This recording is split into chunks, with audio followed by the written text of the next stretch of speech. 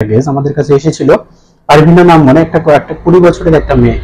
যাই হোক, তার যখন সে আমার কাছে আসে একই রকমের সিমটম, গলব্লাডার স্টোন নিয়েই সে আমার কাছে এসেছিল। অলরেডি প্রিভিয়াসলি ডায়াগনোসড হয়ে গেছিল যে গলব্লাডার স্টোন কি ছিল। রিপোর্টটা আমি আপনাদের সামনে সাবমিট করছি, আপনারা দেখে নিন। তো কি ছিল, ওর ক্ষেত্রে মাইক্রোলিথ ছিল, সিঙ্গেল সাইজ ছিল, মাইক্রোলিথ ছিল এবং সাইজটাও খুব ছোট ছিল।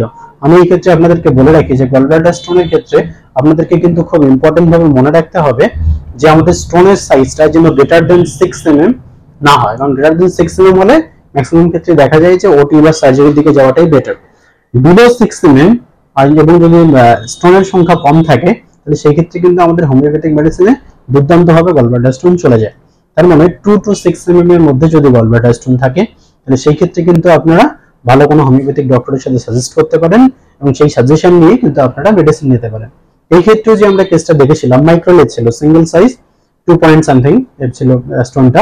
এইটাই আমরা যখন মেডিসিন দিলাম এর ক্ষেত্রে ওয়ান্ডারফুল যেটা আমরা ন্যাট্রামিউর প্রেসক্রাইব করেছিলাম। গলব্লাডার স্টোনের ক্ষেত্রে অনেক সময় ন্যাট্রামিউর প্রেসক্রিপশন হয় না, বেশিরভাগ ক্ষেত্রেই আমরা যেটা দেখি গলব্লাডার স্টোনের ক্ষেত্রে লাইকোপোডিয়াম, আমাদের ক্যালকেরিয়া কার্ড, আমাদের চায়না, সাথে আমাদের বোল্ডো মাদার টিংচার, ফেলটাওরি, এই সমস্ত মেডিসিনগুলো ফ্রিকোয়েন্টলি ব্যবহার হয়।